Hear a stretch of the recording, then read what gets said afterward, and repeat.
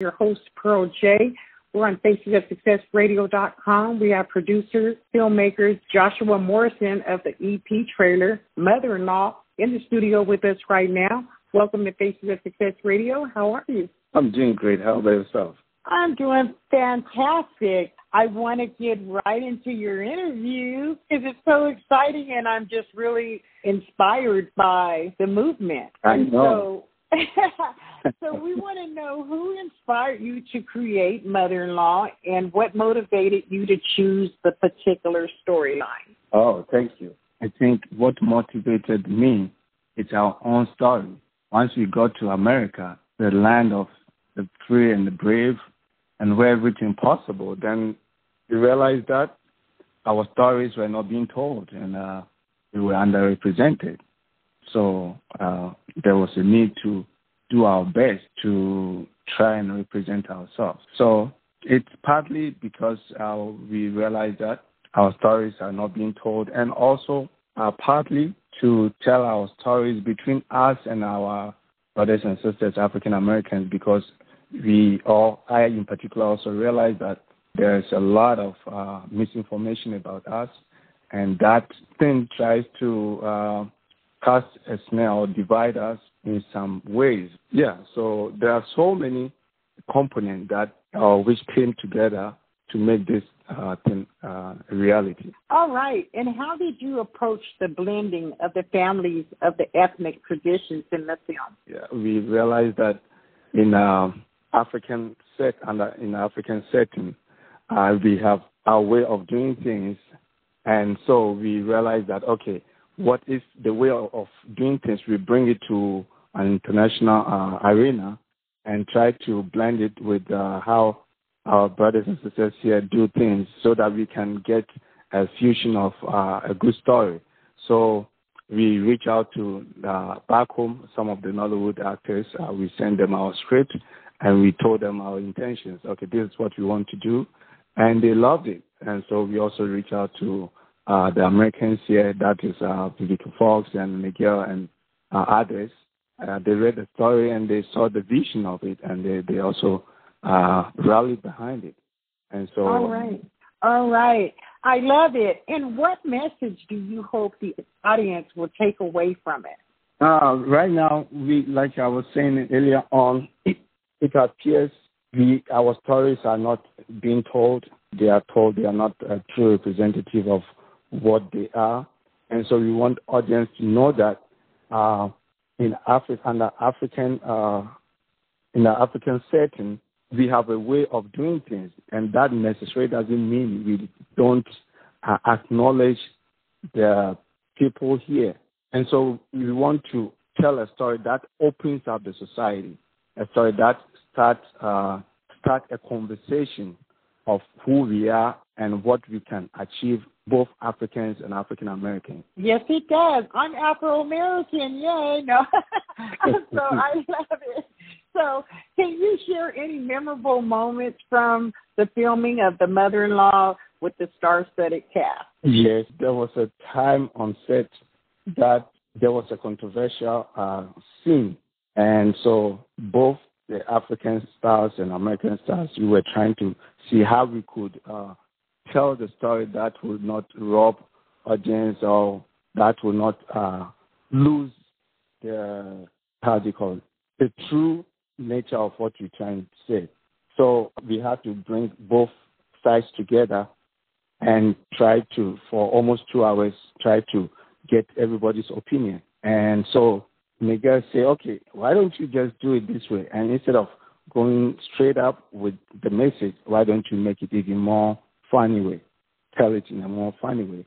So that made me realize that it takes a concerted effort to tell a good story. And so whatever that I had in mind, I had to become even more open to it, to receive their input. And it made the story even more better. It told the story in a very jovial and also very firm way. Okay, so let me ask you this. What made you come up with the theme Mother-in-Law? Mother-in-law, it's a way of, well, the movie itself is about a marriage. It tells a story about it's a cross-cultural and continental marriage to defy traditional and societal barriers by two lovers in hopes of connecting two worlds, unknown worlds. So in order to achieve that, we realized that mostly it's the mother-in-laws who spark controversial in the marriage or in a family. They can make it or they can break it.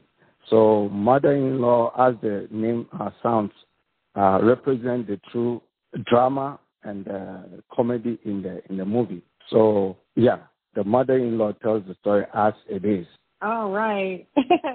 Yeah, we all know we have some very good special mother-in-laws, and then we could have some that are overboard, but we all love our mothers, you know. Can you share any memorable moments other than what you've already shared from your past that led you to, as a youngster, that when you knew that, hey, this is what I'm going to do? Honestly, to the contrary, I discovered I was a flight dispatcher when I got here. And like I said, once you got here, growing up, we played soccer. This is a true story. We play soccer, you play in the mud. And I realized that when I got here, some of my, the same area that I grew up, I saw imagery on the TV that they were playing soccer. However, they were depicted as poor kids who needed help and who were dying and all that. So I said, this is not us. Of course, where we come from, there's poverty and all that. But that is not the image I see is what we all grew up, you know, going through, playing soccer and all that. So I realized that it's a total misrepresentation of who we are.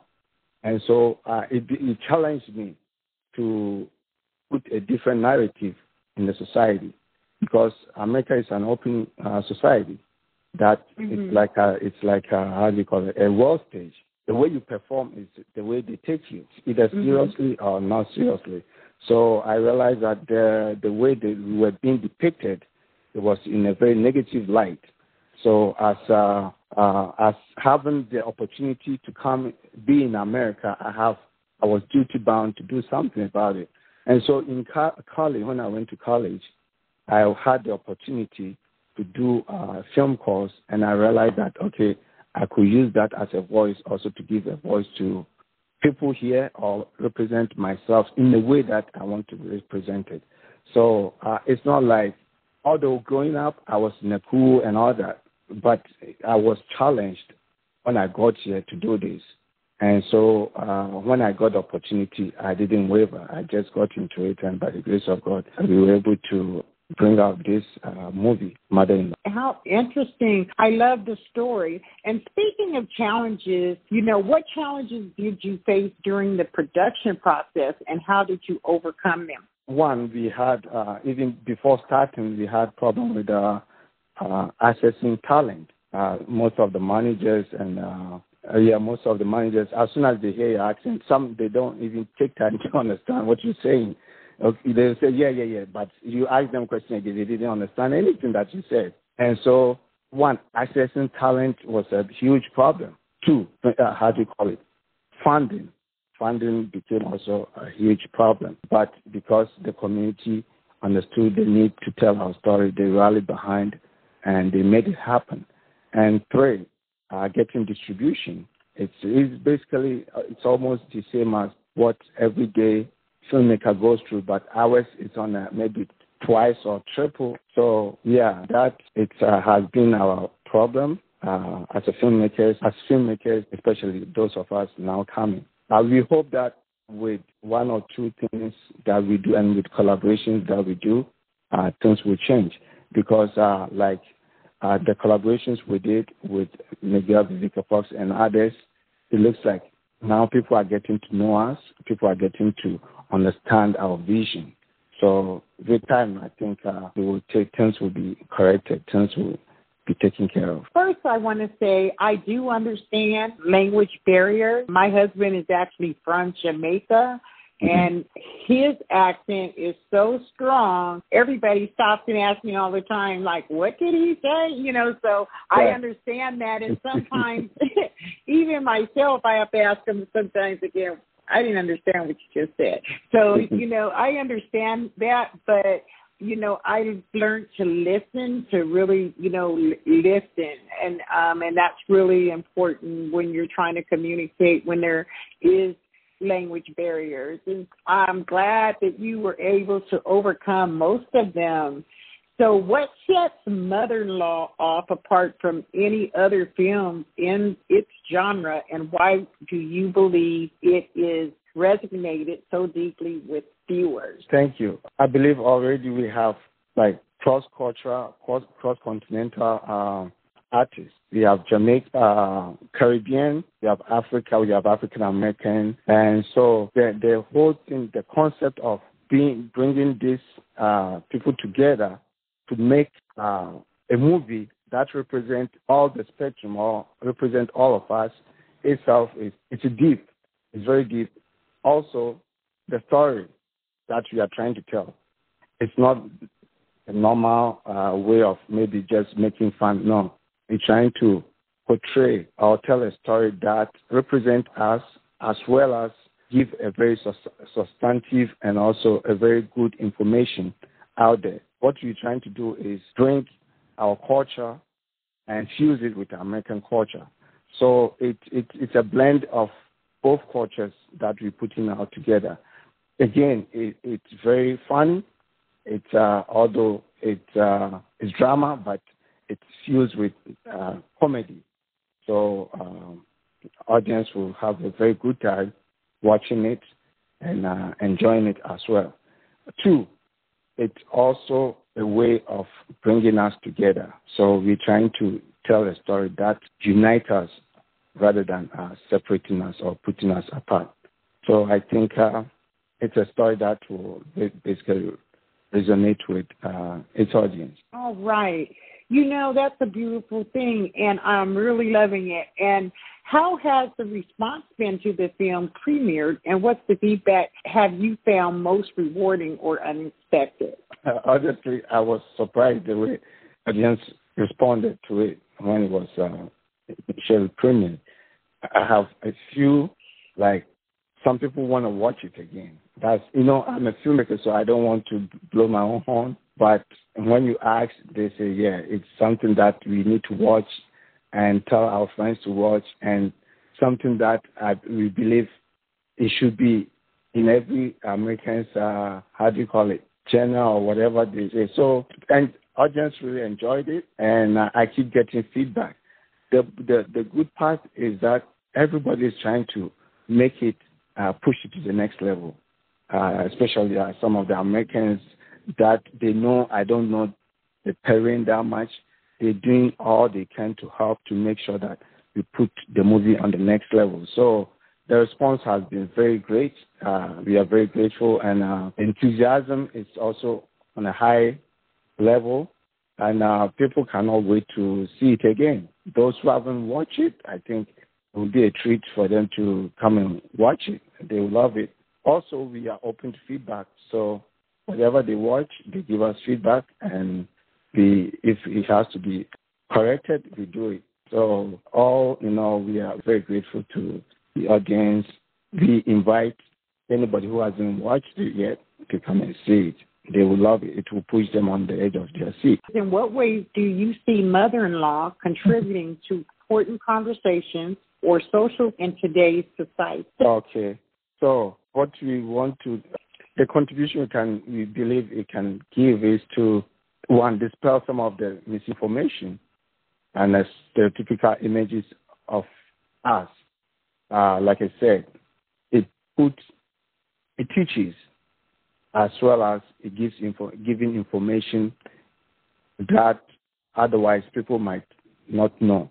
So it's a movie that will create or start a conversation about us as Africans and African Americans, the way we relate to one another, and because if we should be honest, I think I'm on air, but I think we have to be also open to certain things.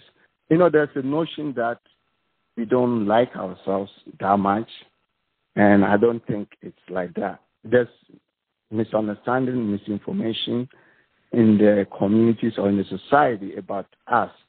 But I don't think it's that bad that when we see ourselves, we want to fight or kill ourselves. No, it's just it's misunderstanding about ourselves. So it's a movie that will show, or a movie that shows how we can be together rather than setting apart. And it also teaches us that America is a land of opportunity for everybody. And so when you are here and you dream and you aspire, everything's possible. So it basically tells a story of unity, a story of heroism, and as well as a story of putting us on the next level in terms of coming together. Right. And I think that's beautiful because we, in this world today, we definitely need more of coming together, because there's so much division, and bitterness and craziness going around that we definitely need to be thinking on those terms of coming together. What future projects or collaborations can we look for from you, and how will they build on the success of Mother-in-Law? Right now, we work on another project. Spoil alert, Mother-in-Law has a sequel, so we should look forward to that. Very soon, we will start production, and it's going to be in Africa. We will film here. We'll film some parts in Africa as well. And two, there's another project that we're doing. We're seeking even a bigger collaboration that is also called Stop the Hate. So we are working on that one too. And actually, we have like 3 projects in the pipeline. We are here to we started it, and we're here to stay. We're here to continue, and we're here to seek bigger and better collaborations so that we can also tell our stories and work with Americans. And Americans also work with Africans. I think we are in a dispensation that movie does or is doing way better to, like you said, put us together than separate us. Art is the way now, And we have different dispensations, but I think movie or artistry, this is it. That is our time to use that to bridge the gap between us and forge ahead unity and a better world for everybody. How do you envision the impact of Mother-in-Law on the film industry and audience perceptions of cultural representation and diversity? If somebody doesn't know and the person has perception towards you, whether negative or positive, you don't fall to the person. So I think with Mother-in-Law taking a different perspective and giving another narrative, audience would know that, okay, we thought things were like this. Now let's move to the center. Maybe things are like this. It's not all gray or all black. Maybe it's in between. So it's a movie that will also challenge the audience and give a different perspective to what they might have known, either good or bad. Also gives a different perspective about us as Africans, and also how we relate to one another in America. Well, does that answer your question? Yes, you did. And lastly, what advice would you offer to an inspiring filmmakers or producers based on your experiences with Mother-in-Law? Never give up. It's like, I respect women a lot. Why? I respect humanity, but women will go through everything that you heaven and hell just to protect what they love, especially their kids. As a filmmaker, you should have your work. You should have that kind of love, that kind of desire. You should don't give up, because the reason I'm trying to use the right word or right words, it's very hard that if you're not so determined, if you don't sacrifice, you're not going to get to your destination. Something small can trip you and you might give up. But it's a business, or it's a venture that if you start, you need to finish it. Else, all that you've done on the way might have come to naught. It wouldn't matter. So I encourage them that if I was able to do it, they will be able to do it. They should keep the flame burning and keep the vision alive. Everything's possible once they believe in themselves. And nobody should ever tell them that it's impossible, because I did it. Mine was under strenuous conditions, like almost impossible. But by the grace of God, it's up. And Saturday, people will see it.